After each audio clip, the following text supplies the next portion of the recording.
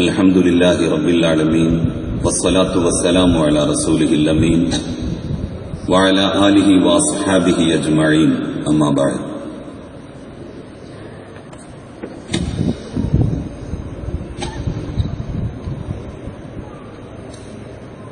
രണ്ടായിരത്തി 16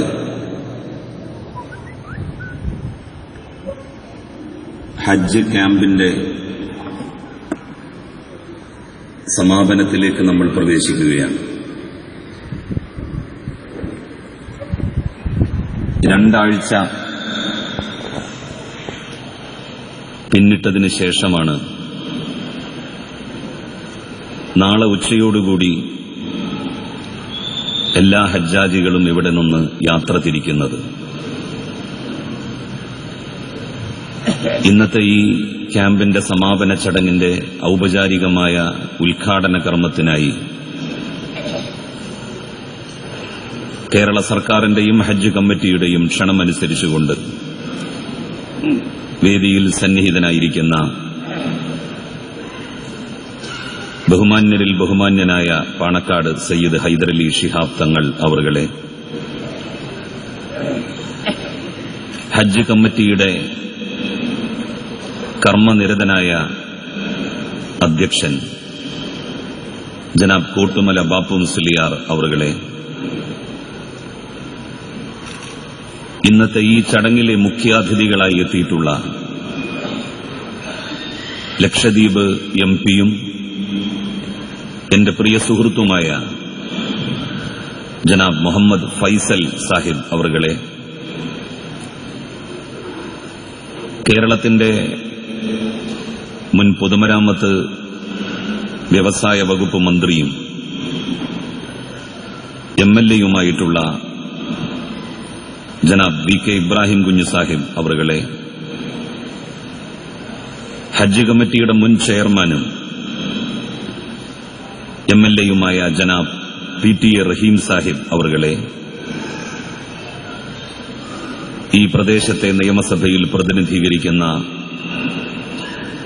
എന്റെ സുഹൃത്ത് ജനാബ് അൻവർ സാദത്ത് MLA അവറുകളെ, ജില്ലാ പഞ്ചായത്തിന്റെ വൈസ് പ്രസിഡന്റ് ജനാബ് മുത്തലിബ്, നെടുമ്പശ്ശേരി പഞ്ചായത്തിന്റെ വൈസ് പ്രസിഡന്റ് ശ്രീ സോമശേഖരൻ, MESന്റെ മുൻ ഭാരവാഹി ജനാബ് KK അബൂബക്കർ സാഹിബ്, ആലുവയിലെ പൌരപ്രമുഖനായ അഡ്വക്കേറ്റ് ഇബ്രാഹിം ഖാൻ, വേദിയിൽ സന്നിഹിതരായിരിക്കുന്ന മുൻ additional advocate general Beeran Sahib ഉൾപ്പെടെയുള്ള ബഹുമാന്യരായ ഹജ്ജ് കമ്മിറ്റി അംഗങ്ങളെ, നല്ലവരായ സഹോദരീ സഹോദരന്മാരെ, സുഹൃത്തുക്കളെ, അസ്സലാമു അലൈക്കും വറഹ്മത്തുള്ളാഹി വബറകാതുഹു.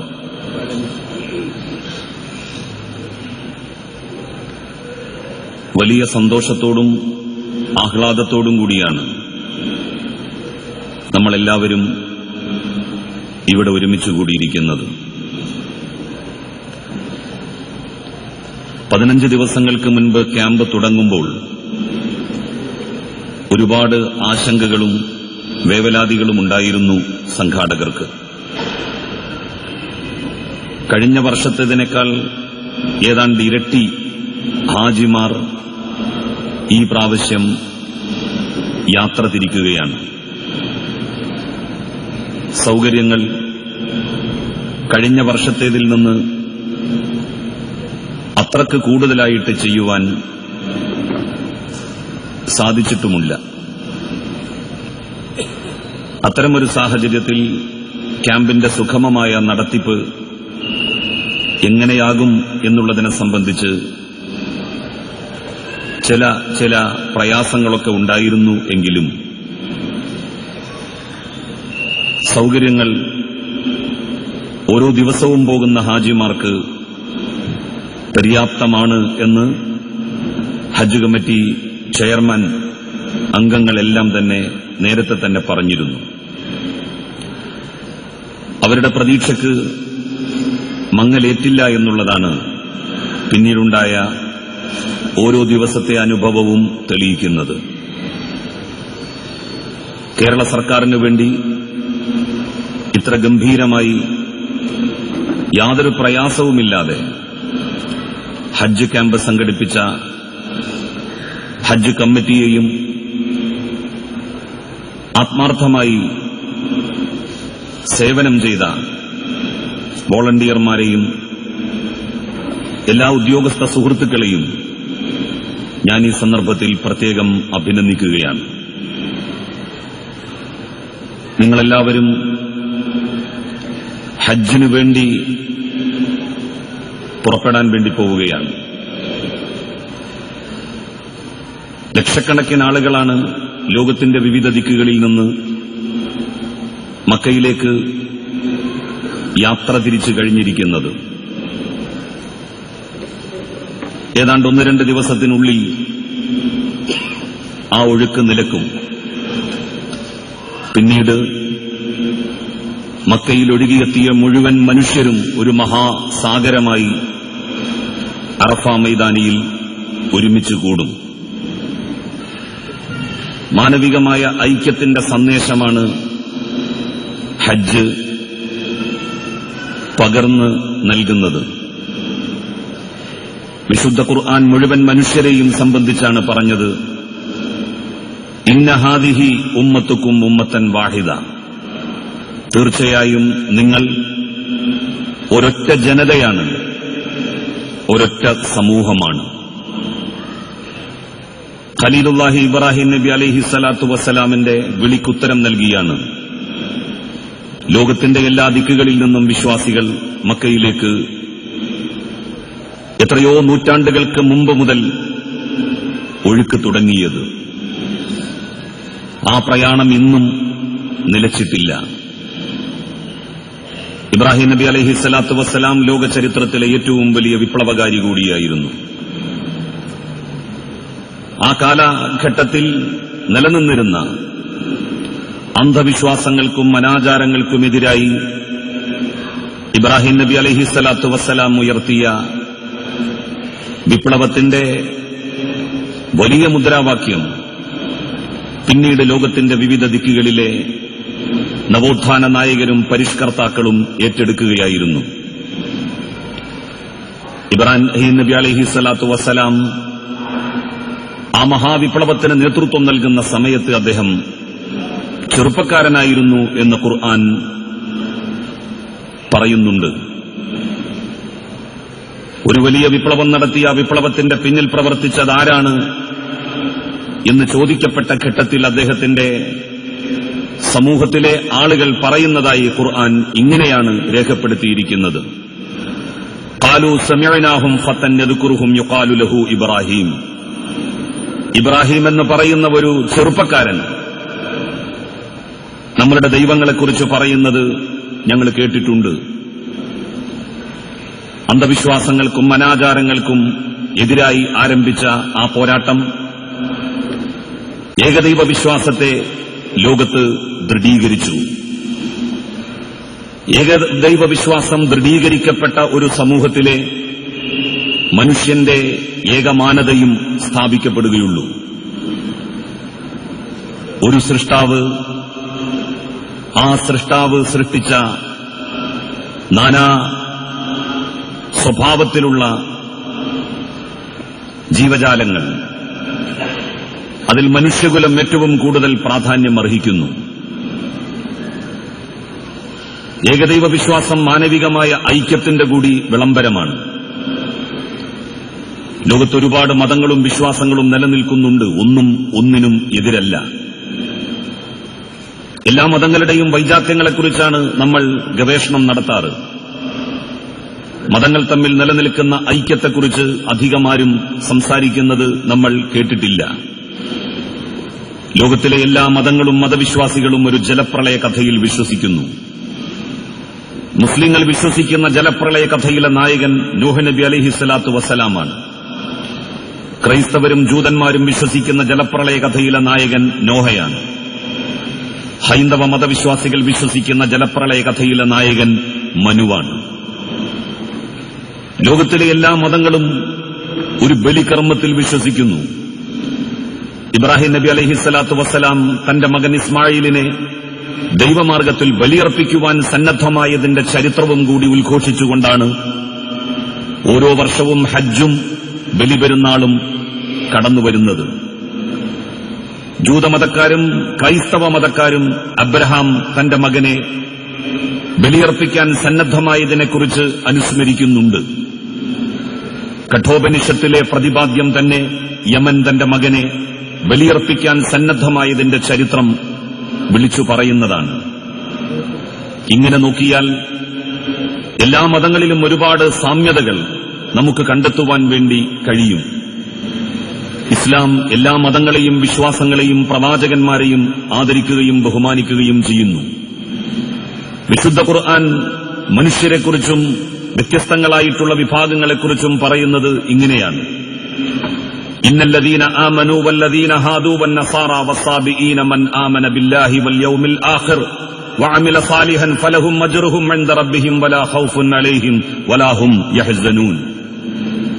ഈ അറബി പ്രവാചകനിൽ വിശ്വസിച്ചവരോ അഥവാ മുസ്ലിങ്ങളോ ക്രൈസ്തവരോ ജൂതരോ ഏത് മതവിഭാഗക്കാരും വിശ്വാസ വിഭാഗക്കാരുമാകട്ടെ, സൽക്കർമ്മങ്ങൾ പ്രവർത്തിക്കുകയും നന്മകൾ ചെയ്യുകയും ചെയ്തിട്ടുള്ളവർ ആരുണ്ടോ, അല്ലാഹുവിലും അന്ത്യദിനത്തിലും വിശ്വസിക്കുന്നവരായിട്ടാരുണ്ടോ, അവരെല്ലാം രക്ഷപ്പെട്ടിരിക്കുന്നു.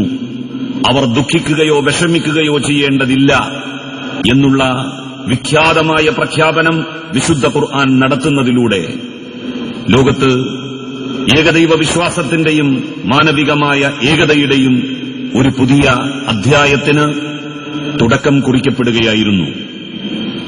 ഇസ്ലാം മുഹമ്മദ് നബി സ്ഥാപിച്ച മതമേ അല്ല.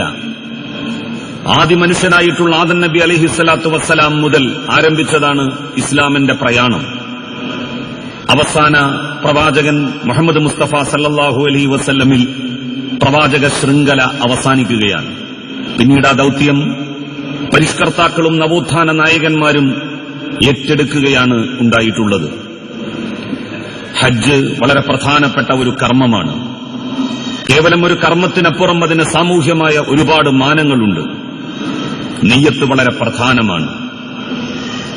ഇന്നമൽ അഅ്മാലു ബിന്നിയ്യാത്ത്, എല്ലാ പ്രവൃത്തികളും നിയ്യത്തുകളെ ആസ്പദിച്ചാണ്, ഇന്റൻഷനെ ആസ്പദിച്ചാണ്, നമ്മളുടെ മനോഗതത്തെ അടിസ്ഥാനമാക്കിയാണ്. ഇഹ്യാ ഉലൂമുദ്ദീനിൽ ഇമാം ഗസാലി ഹജ്ജുമായി ബന്ധപ്പെട്ട് ഒരു സംഭവം പറയുന്നുണ്ട്. AD 760കളിൽ മക്കയിൽ ജീവിച്ച ഒരു മനുഷ്യൻ, അദ്ദേഹത്തിന്റെ പേര് അബ്ദുല്ലാഹിബ്നു മുബാറക് എന്നായിരുന്നു. അബ്ദുല്ലാഹിബ്നു മുബാറക് ഹജ്ജ് കഴിഞ്ഞ തൊട്ടുടനെ ഒരു രാത്രിയിൽ കിടന്നുറങ്ങുമ്പോൾ ഒരു സ്വപ്നം കണ്ടു. ആ സ്വപ്നത്തിൽ മാലാഖമാർ സംസാരിക്കുന്നത് അദ്ദേഹത്തിന്റെ ശ്രദ്ധയിൽ ഒരു അശരീരി പോലെ എത്തി. അവർ പറയുകയാണ്, ഈ പ്രാവശ്യം ഹജ്ജിന് 60,000-ഓളം ആളുകൾ വന്നു. പക്ഷേ ആദ്യമായി സ്വീകരിക്കപ്പെട്ടിരിക്കുന്ന ഹജ്ജ് ഇത്തവണ ഹജ്ജിന് വരാത്ത ഒരാളുടെ ഹജ്ജാണ്. മുബാറക് ഇത് കേട്ട് സ്വപ്നത്തിൽ തന്നെ പൊട്ടിക്കരഞ്ഞു. എന്താണ് ഈ പറയുന്നത്? ഇത്തവണ ഒരുപാട് മഹാന്മാരും പണ്ഡിതന്മാരും ശ്രേഷ്ഠന്മാരും ഹജ്ജ് കർമ്മം നിർവഹിക്കുന്നതിന് വേണ്ടി എത്തിയല്ലോ. അവരുടെയൊന്നും ഹജ്ജ് സ്വീകരിക്കപ്പെടുന്നതിന് മുൻപ് സ്വീകരിക്കപ്പെട്ടിരിക്കുന്ന ഹജ്ജിന് വരാത്ത മനുഷ്യൻ ആരാണ്? കുറച്ചു സമയം അതിനുത്തരം കിട്ടുമോ എന്ന് പ്രതീക്ഷിച്ച് കാതോർത്തു അദ്ദേഹം. അപ്പോഴാണ് മാലാഖമാർ അഭിപ്രായം പറയുന്നത് അങ്ങോട്ടും ഇങ്ങോട്ടും. ഡമാസ്കസിലെ ചെരുപ്പ് കുത്തിയായിട്ടുള്ള അലി ഇബ്നു മുവഖഫ് എന്ന് പറയുന്ന ഒരു മനുഷ്യന്റെ ഹജ്ജാണ് ഇത്തവണ ആദ്യമായി സ്വീകരിക്കപ്പെട്ടിരിക്കുന്നത്. പിറ്റേ ദിവസം ഉറക്കമുണർന്ന മുബാറക് ഡമാസ്കസിലേക്ക് പുറപ്പെട്ടു. ഹജ്ജിന് വരാതെ സ്വീകരിക്കപ്പെട്ടിരിക്കുന്ന ഹജ്ജിന്റെ കാർമ്മികനെ കാണുവാൻ വേണ്ടി, അതിന്റെ കർത്താവിനെ കാണുവാൻ വേണ്ടി. അന്വേഷണങ്ങൾക്കൊടുവിൽ ഡമാസ്കസിൽ അദ്ദേഹത്തിന്റെ വീട് കണ്ടെത്തി മുബാറക്. അദ്ദേഹത്തോട് കാര്യങ്ങൾ അന്വേഷിച്ചു. അപ്പോഴദ്ദേഹം പറഞ്ഞു, ഞാനൊരു ചെരുപ്പ് കുത്തിയാണ്. എനിക്ക് ഹജ്ജിന് പോകണമെന്ന് വലിയ ആഗ്രഹമുണ്ടായിരുന്നു. ഒരുപാട് വർഷത്തെ എന്റെ അധ്വാനത്തിന്റെ ഫലം ഞാൻ സ്വരൂപിച്ചു വെച്ചു. ഹജ്ജിന് പോകാൻ വേണ്ടി തീരുമാനിച്ചു. അന്ന് തലേ ദിവസം ഒരു സംഭവമുണ്ടായി. എന്റെ ഭാര്യ ഗർഭിണിയാണ്. തൊട്ടടുത്ത വീട്ടിൽ നിന്ന് വെന്തമാംസത്തിന്റെ ഗന്ധം എന്റെ വീട്ടിലുമെത്തി. എന്റെ ഭാര്യയുടെ നാസാരന്ധ്രത്തിൽ അതെത്തി. അവൾക്ക് അതിൽ നിന്ന് അല്പം കിട്ടിയെങ്കിൽ എന്നൊരു ആഗ്രഹം. ഞാൻ എന്റെ അയൽവാസിയുടെ വീടിന്റെ അടുത്ത് ചെന്ന് കതകിൽ മുട്ടി വിളിച്ചു. കതക് തുറന്നു. ഞാൻ പറഞ്ഞു, എന്റെ ഭാര്യ ഗർഭിണിയാണ്.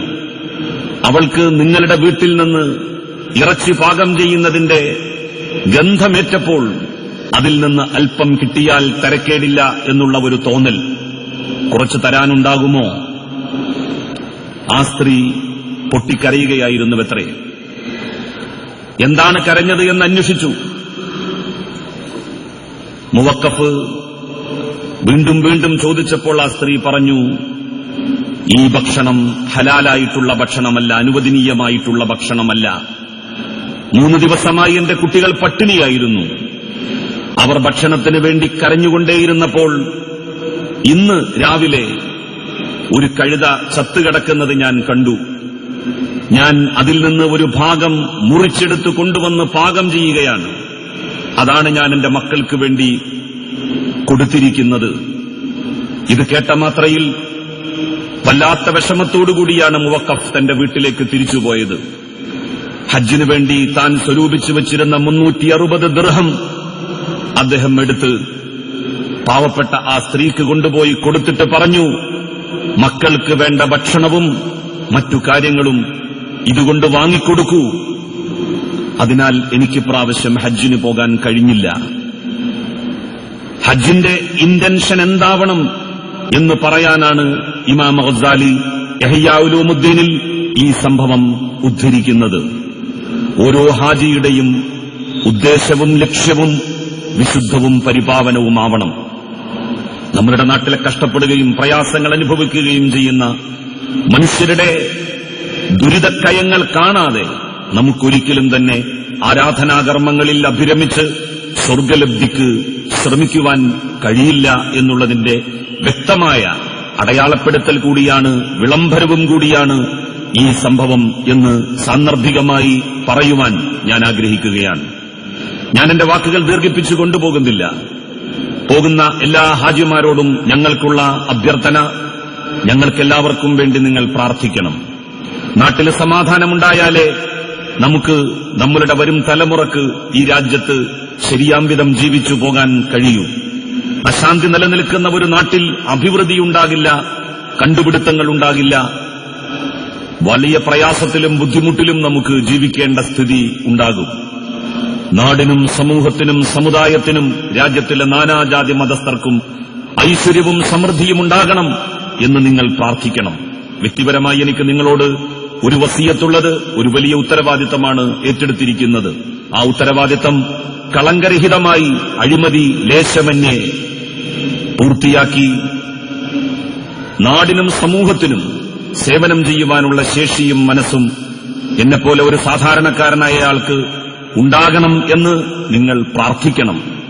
ഞങ്ങളുടെ എല്ലാവരുടെയും നന്മയ്ക്ക് വേണ്ടി, നാടിന്റെയും സമൂഹത്തിന്റെയും നന്മയ്ക്ക് വേണ്ടി നിങ്ങൾ ഓരോരുത്തരും പ്രാർത്ഥിക്കണമെന്ന് വിനയപുരസരം അപേക്ഷിച്ചുകൊണ്ട് ഞാൻ എന്റെ വാക്കുകൾ അവസാനിപ്പിക്കുന്നു. വാഖിറു ദഅ്വാനാ അനിൽ ഹംദുലില്ലാഹി റബ്ബിൽ ആലമീൻ. അസ്സലാമു അലൈക്കും വറഹ്മത്തുള്ളാഹി വബറകാതുഹു.